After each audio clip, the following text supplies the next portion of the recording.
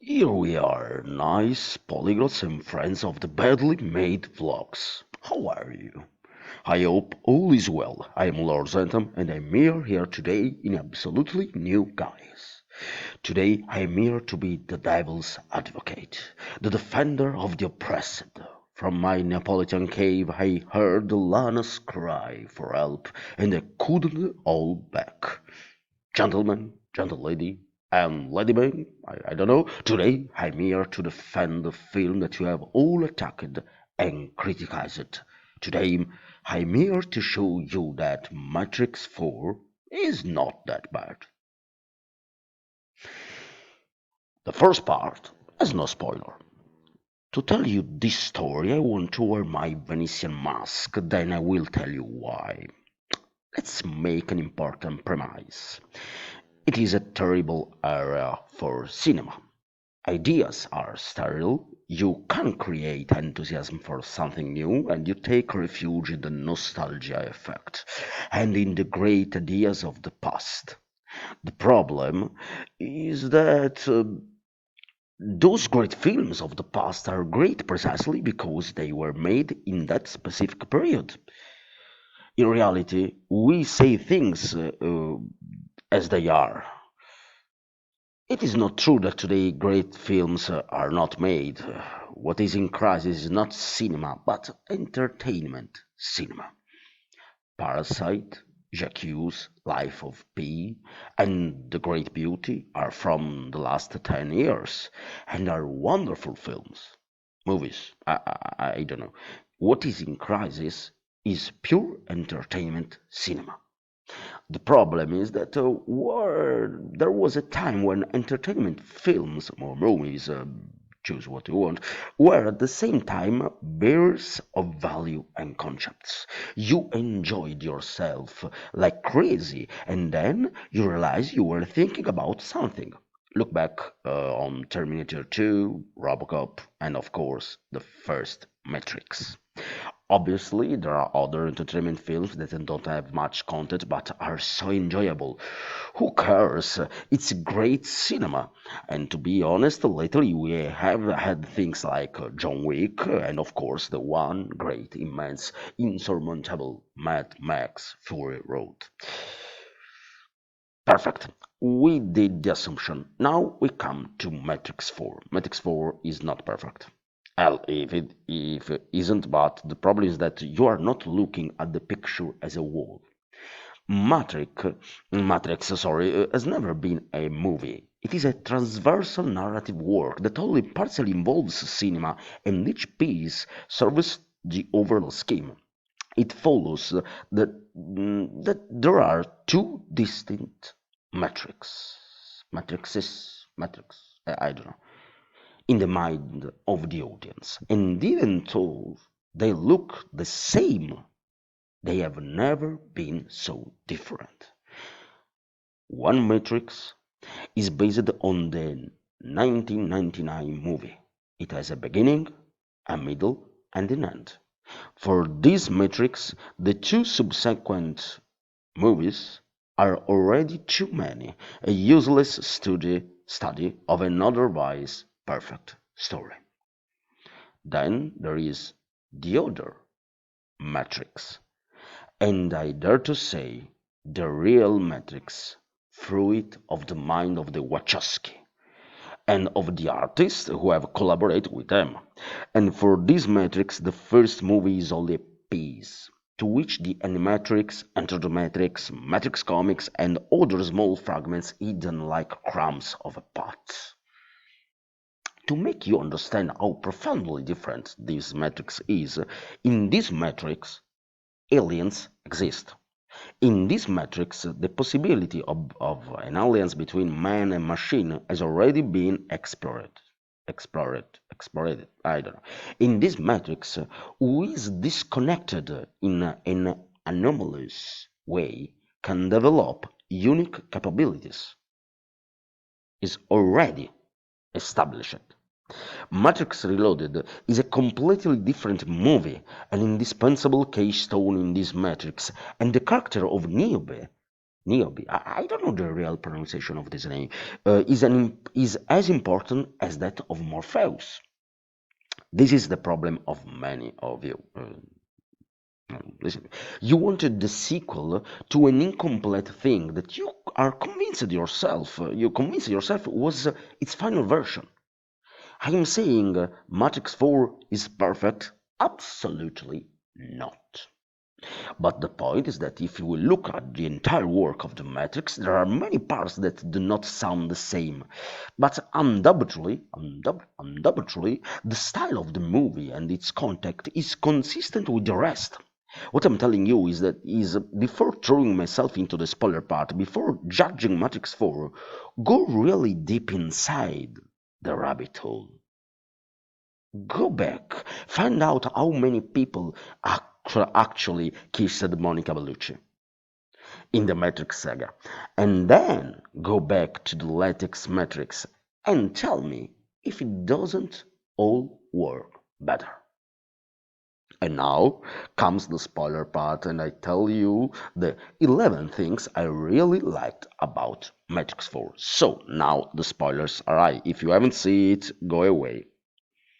I'm serious. If you haven't seen Matrix Soul, go away. It's bad. I ruin you the movie. So you're ready? Sure. Okay. So we start. Okay. So spoiler part. Here are 11 things I really liked about Matrix 4. The extraction of programs as humans are extracted. Cool. If you think about it, when we discovered that programs can rebel, and once we have established that there are various parallel systems such as Matrix or alternative, but especially if you have a way to get them out, here's what is very cool. There is everything. That is model as a concept. Cool. Hey, nothing. There is not much to say, but I always like it when specific elements of informatic technology are replicated in the Matrix saga and are transformed into a staging, into a narrative. When you can see in a different way, like the vector, like the vector. The vector is something that in informatic but it is very cool in the way they show you. So okay. The meta-reflection of the entire saga on the Warner Bros. That requires the recreation of the sequel and the difference between the initial project and the public perception of the entire work. Cool.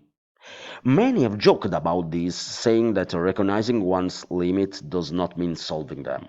It seems to me instead that they have made a concrete criticism of a recurring problem today in cinema and in general in the creation of entertainment works.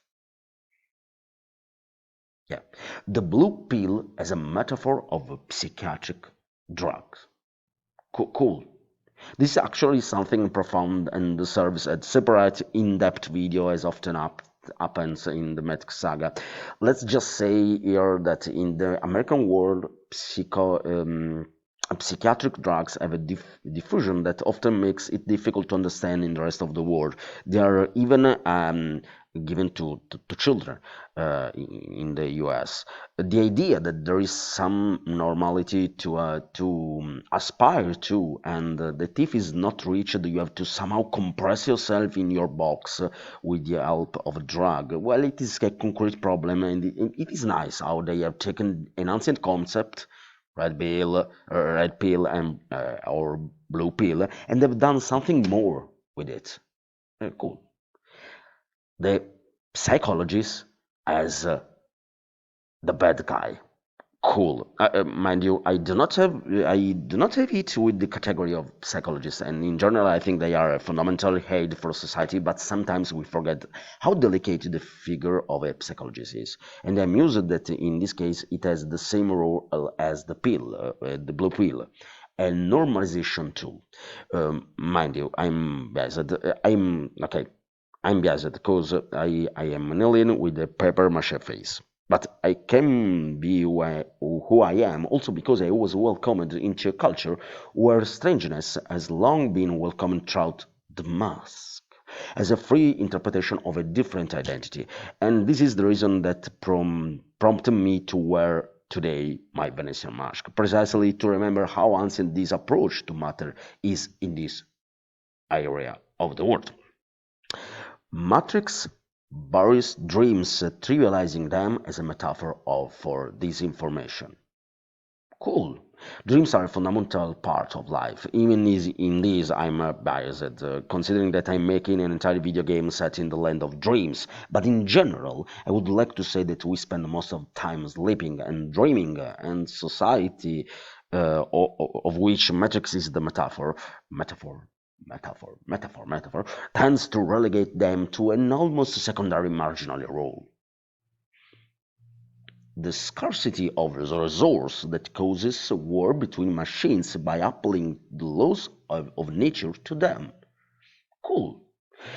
If I had to imagine a sequel to The Matrix, I would never have reflected on this aspect, which is, however, brilliant. If humans are the resource of machines, once sentient beings see their resource reduced, it is normal for them to do what every organism does: fight to the death to hold on the resources. It was a very good observation. Yes, it deserves a place in my. The Merovingian that embodies the words of the boomers and avid fans of the past. Cool. And I have nothing more to add. A nice shot. Was funny. The new metrics of the analyst, the bad guy, based on the conflict between desire and delusion. Cool, nice concept, much more in line with the society we are experiencing now, where the concept of the old metrics could be, less less strong. The world is changing from 1999. The final showdown, more like a brawl versus the lone one hero, is what we wanted from this era. Cool. The last fight is a brawl. It's a lot of people that fight. It's very chaotic.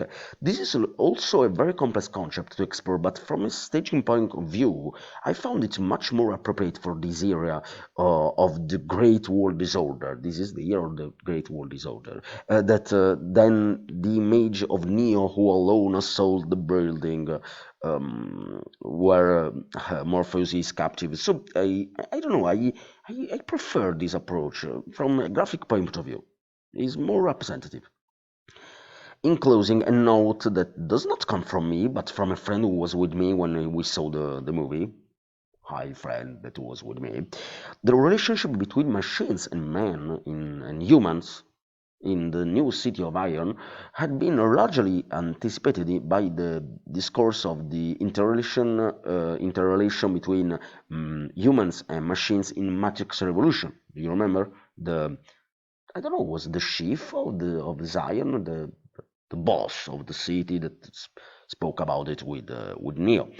And this was a good exploration of matter of the subject. Okay, here this is my opinion. Of course, this is just an opinion, and you can agree or disagree. It's not a problem. If you ever come this far, thank you for listening to my delusions, and I invite you to subscribe to the channel and like it. Press the button like. And if do not agree, thank you for listening until this point. Okay. Now it's late, so go away. Lord Zentam. Bye. Bye. Bye. Yeah. Bye. Bye. Okay. I should down this stuff.